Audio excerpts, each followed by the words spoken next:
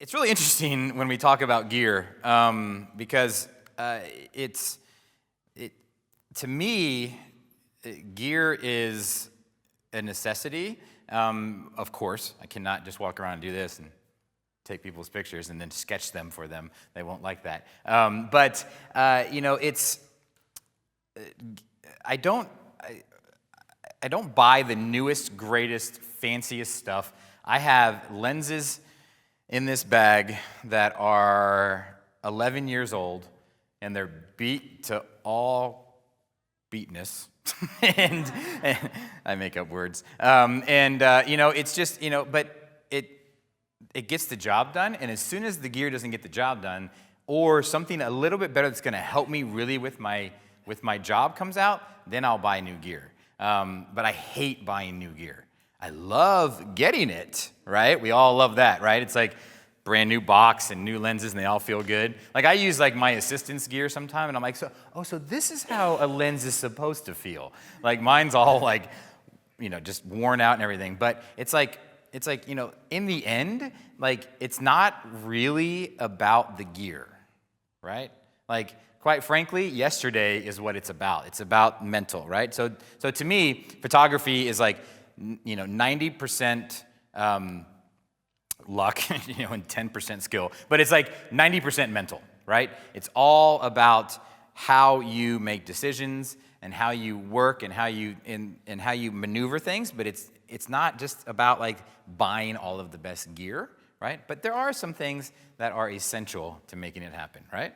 So we're gonna kind of dive into that and get into my bag a little bit. So I put this picture up here for a reason, right? I've had a really interesting path with my gear and my gear uses and my gear choices. So when I was at newspapers, I had 2 cameras on me, and on average, I had like maybe a 16 to 35 zoom, wide-angle zoom, 2.8, and I had a 70 to 200 2.8 zoom, right? And I eventually went to like a 20 millimeter 2.8 for some reason. I'm not sure why. It was the same lenses in the 16 to 35. Maybe it was smaller. I don't know. But that's all I shot with at newspapers. So I've actually never even owned, and I still don't own, a 50 millimeter lens. I personally find it boring because a 50 millimeter lens is what your eyes see basically. And I'm always like, well, why do I want to show everybody what they can already see? That was my theory behind it. And I just think it's like visual boringness, in my opinion. But and I know a lot of people are going to say they don't believe me on that, but that's okay. So basically, everything from like 35 to like 70, and I pretty much used my 200 back then, like at 200, right? So everything from like 35 to like 200, I never even shot at. I was always really wide or really tight. Really wide meaning wide angle, tight meaning telephoto type thing. And then I got into wedding photography. I'm trying to remember exactly how this all went, but I bought. There's a company out there called Newswear, and they make these really great belts, right? I now have since am using the Think Tank belt, which I like better. But I bought this Newswear belt and it had all these pouches, right? And I had 2 cameras, but I would load them up with every lens that I owned, and I was like, I got this. Like anything that comes my way, I can just make it happen, right? And I was like this, like cocktail, when the guys like in that movie Cocktail where they're making the drinks, I was like flipping lenses and putting them on, and things would be falling, and it's crazy, right? But it was interesting is that when I met, so I was at Foundation Workshop teaching one year, and Ben Chrisman of Chrisman Studios, we all know who Ben and Aaron. Really great friends of mine, and Ben was there. He was the photographer, and he just got to talking. It was the first time I met him, and we got to talking, and I don't know, he's just like, dude, you got to ditch that stupid belt, basically, right? And I'm like, but, he's like, no. He's like, dude, just 2 cameras, 2 lenses, go for it. And I'm like, but I'm going to miss something. He's like, yeah, you probably will. And he's like, just go for it. And he told me, he's like, you gotta go with 35. And I'm like, but 35 millimeter lens is not wide enough, because I shot with, 20 and then I went to 24 millimeter lens because I needed something faster, right? Because unlike him and people in Seattle, I don't have light to shoot in, so I needed faster. Meaning, you guys understand what I mean by when I say faster? That's the aperture, right? So fast glass. When somebody says fast glass, they mean 2.8 or lower on the aperture, right? So I needed something faster than 2.8. So I went to a 24 because it was a 24-1.4, right? 1.4 aperture, and then I was like, okay, I can do that. And then now he's telling me to go with 35, and I'm like, dude, that's not wide enough. And I'm like, I'm gonna miss pictures. He's like, yeah, you're probably gonna miss some pictures, but he's like, the way you see, the 35 is gonna make so much sense. And I'm like, all right, when I admire somebody and they tell me to do something, I'm like, sure, I'll try it, And so I tried it, and I borrowed a 35.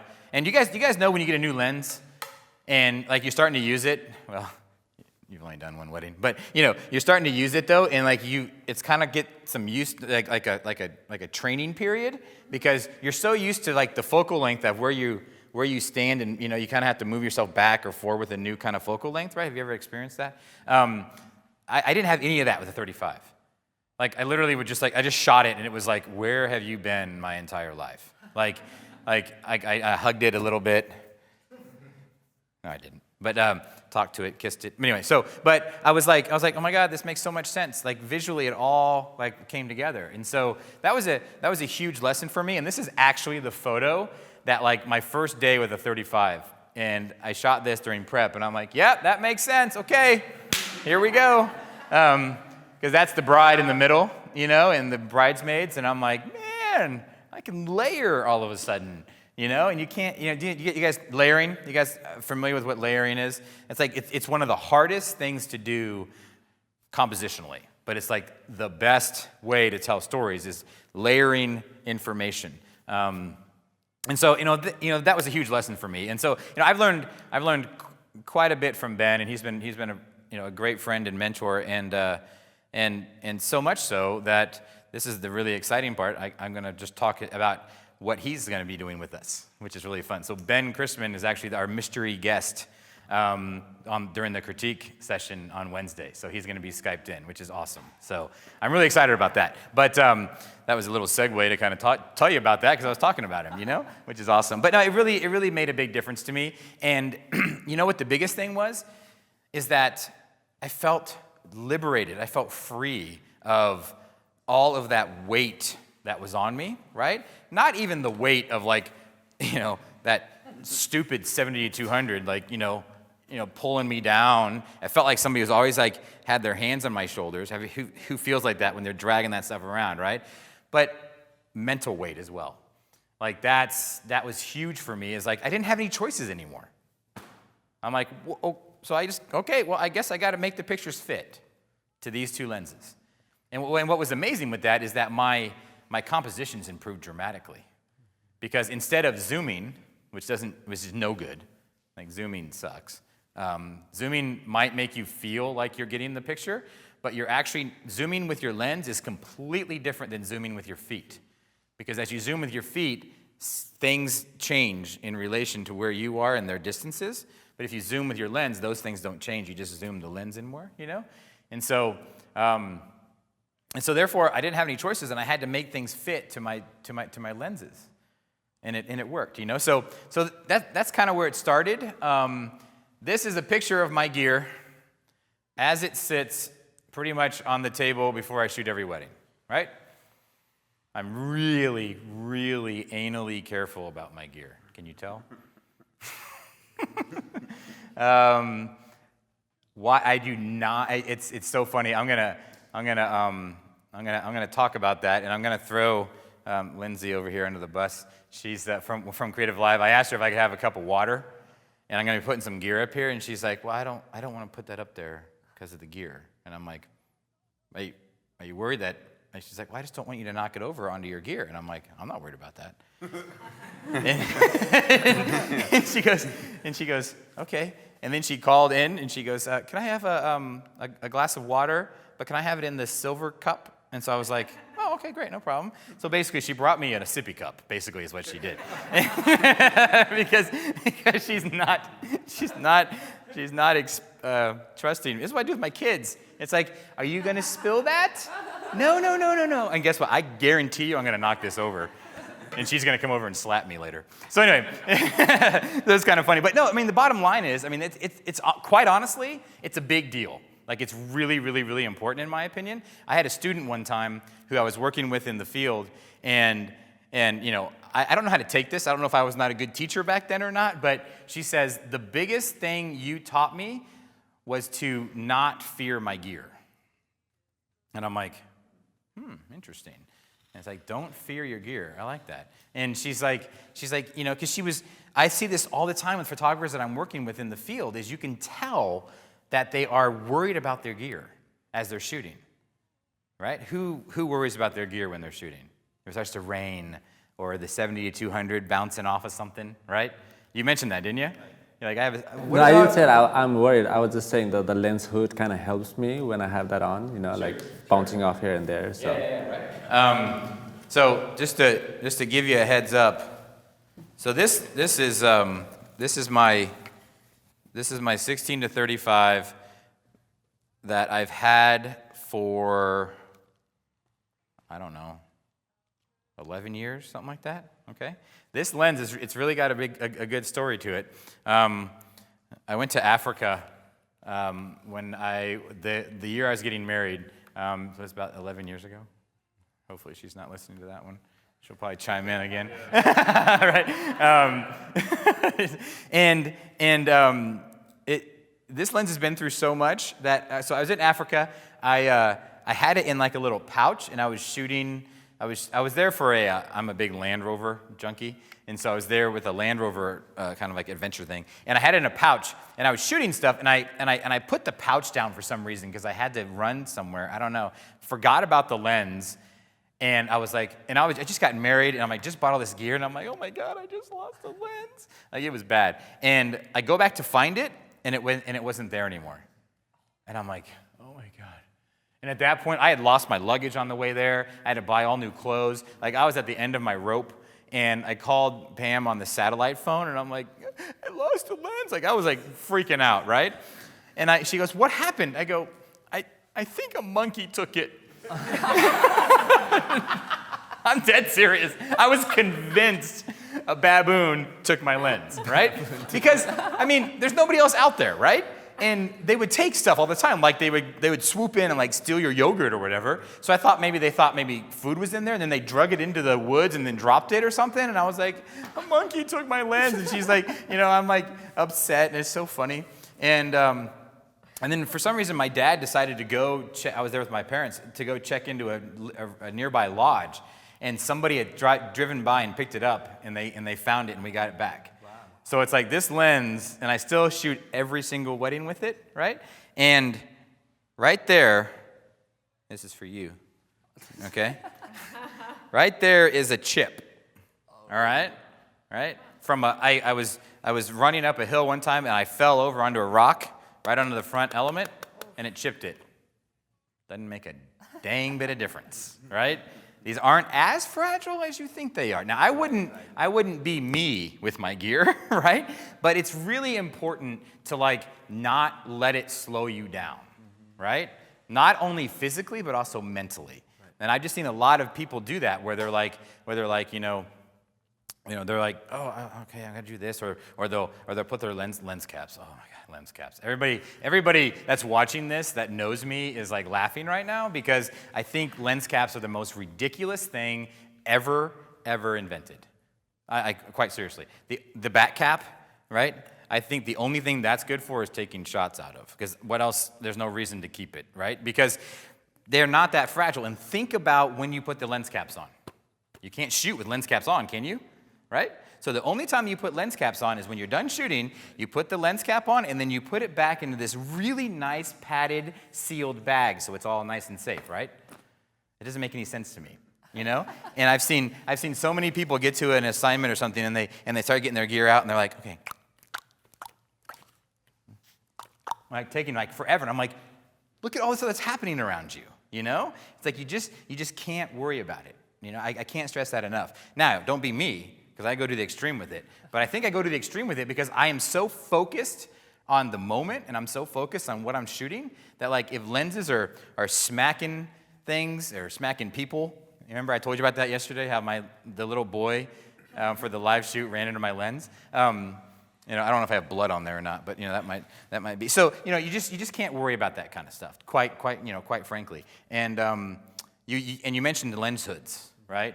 No lens hoods ever, because what lens hoods do is I want to be as inconspicuous as possible with my gear, right? How many times have you guys been to a wedding with your 70-200 on and people are like, whoa, that's a big lens you got there?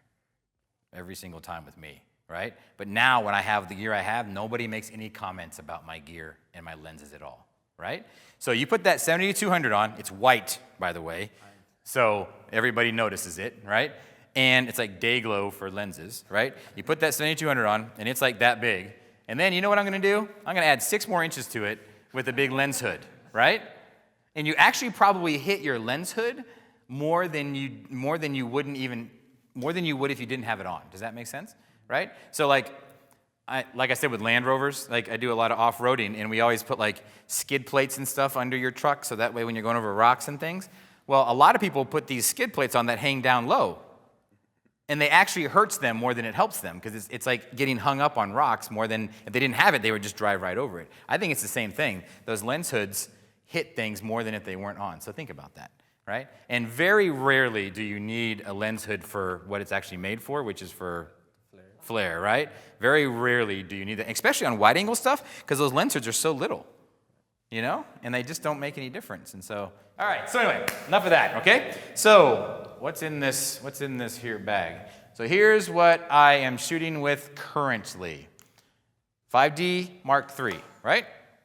So the 5D Mark III, and typically, I mean, look, I even got buttons missing. It's ridiculous. 1D Mark II. No one even knows what camera that is, do they? This thing is a dinosaur. Total dinosaur. And sadly, she's about to go away pretty soon, because it's just the ISO capability. Now that I got the 5D Mark III, it's just like the files just like, before when they're all crappy, they looked all crappy. But now it's like the crappiness of this is just too apparent anymore. And so the problem is I don't know what I'm going to buy. That's why I've been dragging my feet on it, you know? And so I mean, they don't make it anymore. It's like 12 years old. It's really fantastic. And I'll tell you why in a minute. So 35, 1.4, I have been, that's my baby, right? I know, right? And I mean, like if somebody only said to me, you can only have one lens your entire life, this would be it. Right? I shoot 90% of what I shoot with this. So it's pretty much, it's all, yeah, I never do body caps either. I probably should do that, but you know, whatever. If you're not shooting at f/22, you don't really see a lot of the dust, right? So you guys know that, right? Like the sensor dust, you know, all the spots on your sensor. If you're shooting at a really low aperture, you actually don't see those on the frame. It's not until you get up above like 5.6, f8, f11, whatever 22 is when you start seeing that stuff, right? Does that, you know, it comes out more, right? So my friend Brooks, he's like worse than I am. He's like, his sensors are like ridiculous. And he shot a wedding with me one time, and he had to do something at like f11, and I literally spent like a day cleaning up all the sensor dust on the picture. Like, I'm like, dude, clean your sensor. And he's like, I never shoot at that. I always shoot at like 1.8 or f2, you know, and you never see it. So that's something. You know, but you gotta always, I should clean my sensors more, but I don't. And then, so the 85 1.8. 1.8, this is my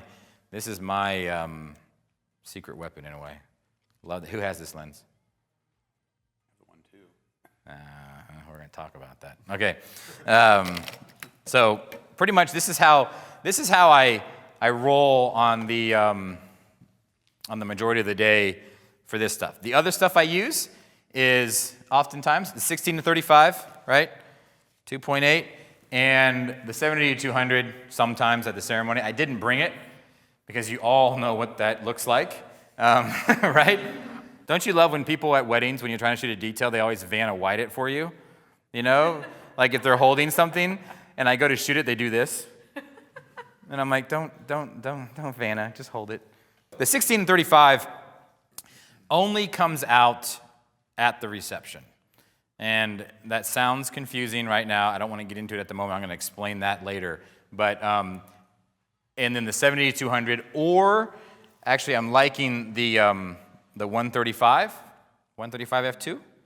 I really love this lens. It's small, and it's quick, and it focuses well, and it's pretty good. 2.0 is pretty good, right? And so either the 70-200 or this comes out only at the ceremony, typically. Maybe for some portraits, maybe. But, and look at it. See that right there? Can you guys zoom in on that? See how cranked that is? I can't even get anything on there, right? And filters. Who uses filters? Nobody? Filters? Okay. You know what I'm talking about? Like, I wouldn't assume anybody's using like, polarizing filters or anything, because for this kind of work, that's silly. But like ND filters, just like protection filters, is that what you use? Huh? UV, yeah, ND, non-density, whatever. It's early. Yeah. Do you use some of that stuff or no? Yeah. You don't want to scratch the lens or that kind of stuff. So what's funny about that, I used to do that too, right? Mm-hmm. And quite frankly, back when I was using a lot of gear, those saved me many times because I dropped tons of lenses, right? I've actually gotten really good at timing the old, like, put your foot out as I drop a lens, and it can actually just kind of rolls off my foot sometimes. It's not good to do that. I've had really, really bad luck with some gear. Like, I was in the newspaper one time working for the Kansas City Star as a freelancer, and they had me shoot an indoor soccer game, and so I'm like, I don't have a big lens, so I need to borrow a 400 2.8. So you guys know what a 400 2.8 is, right?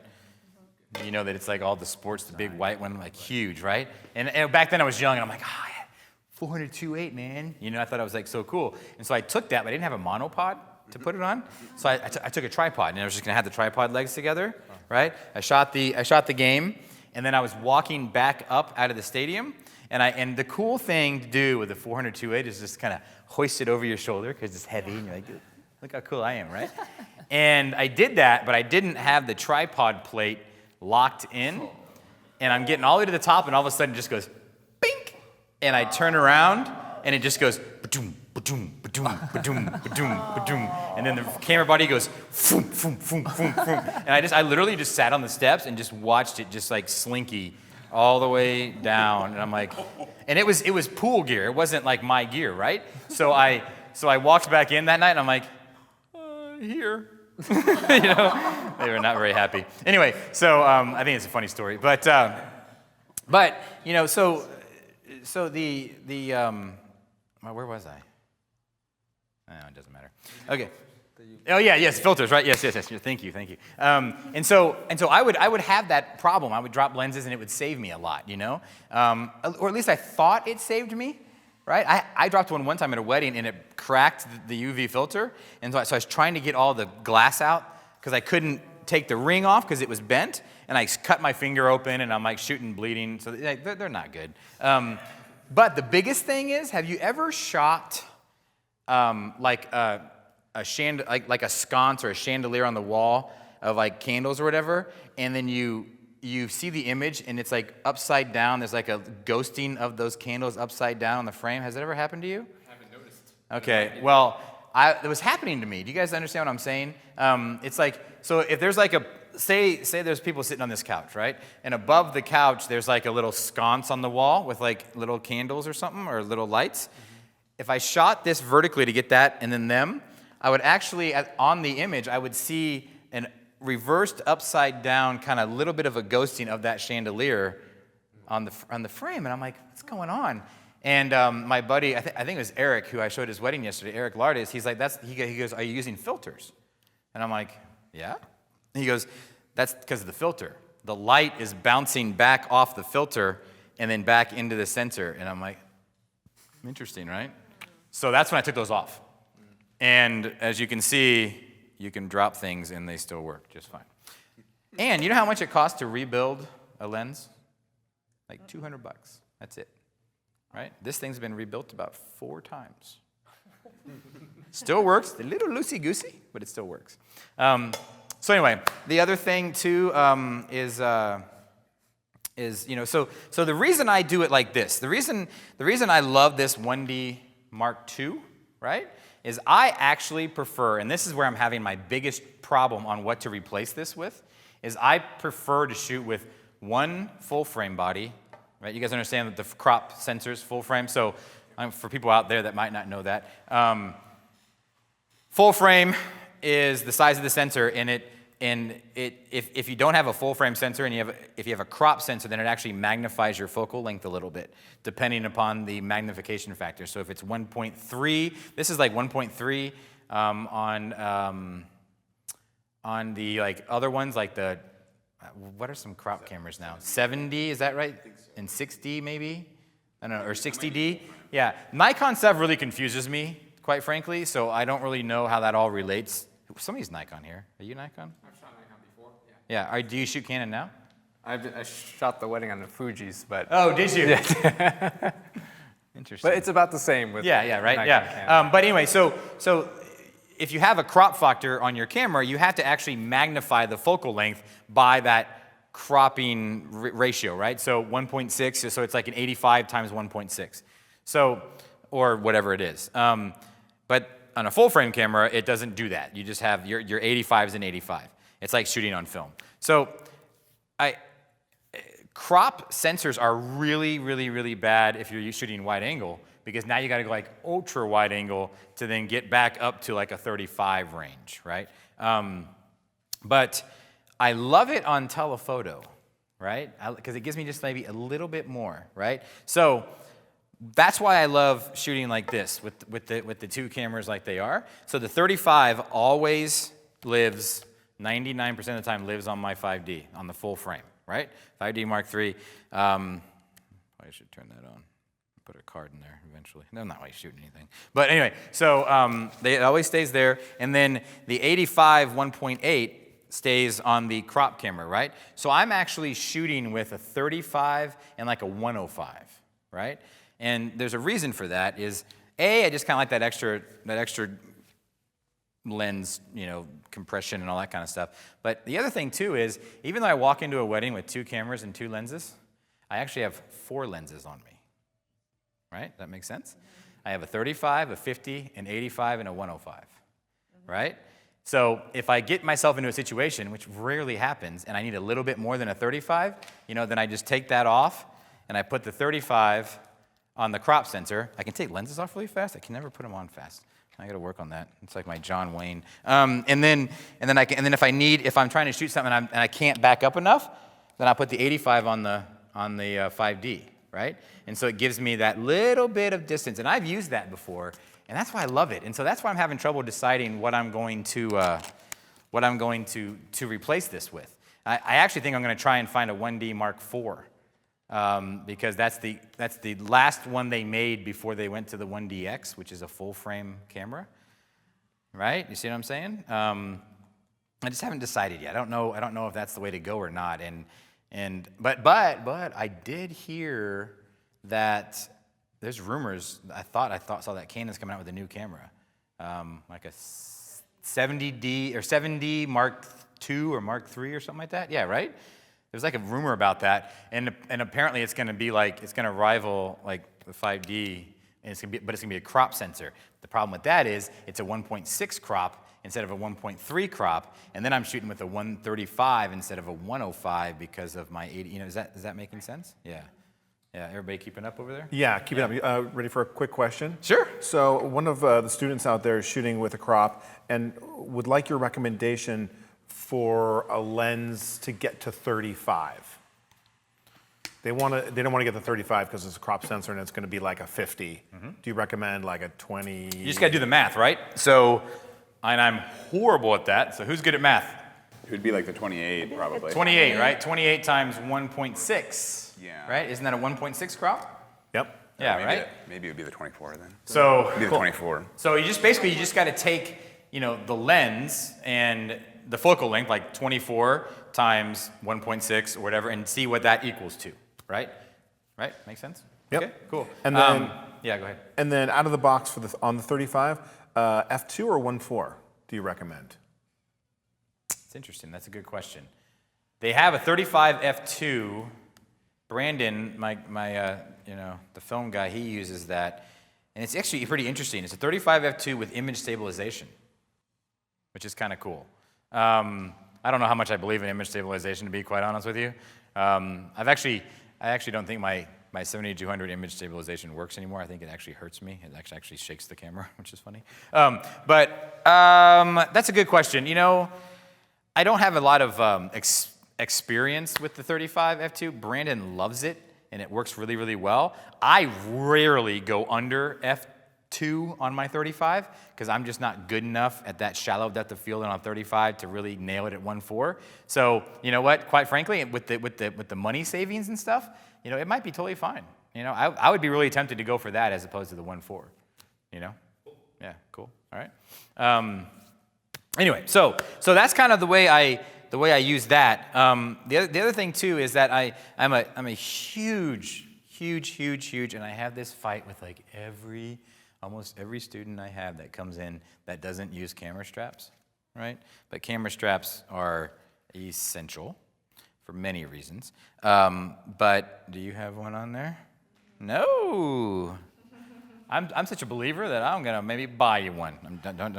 Yes. Yeah, maybe not. You know, I'm gonna talk about this a little bit later, but you know, 2 cameras all the time and camera straps. There are so many things out there, and this is gonna cause a flurry amongst the chat rooms probably. But I've seen them all, and I've seen people use them all, and it all comes down to, for my opinion, for speed and usability is the good old-fashioned camera strap, right? So a lot of my friends, even you know, people that I admire, Ben, he uses the hold fast thing, which is like this thing. I don't know, right? There's people that have like the spider holster stuff. You know, what do you use? You just have one camera and that's it, and you just carry it all day? I have a Black Rapid. Yeah, I do not like those, sadly. I know they are great for certain things. Like, I mean, I see a lot of people that like just like, I don't want to say tourists, you know, but people that walk around that just, you know, that's great for that kind of stuff. But when you're moving, like I need to move around, and you're going to see that later when you watch the video of me working. Like I'd actually drop one of my cameras a lot. I watched the video last night, and I was pretty shocked to be like, Jesus, one of my cameras just like in the middle of the road, and I was over here shooting. I probably should have just kept that by me.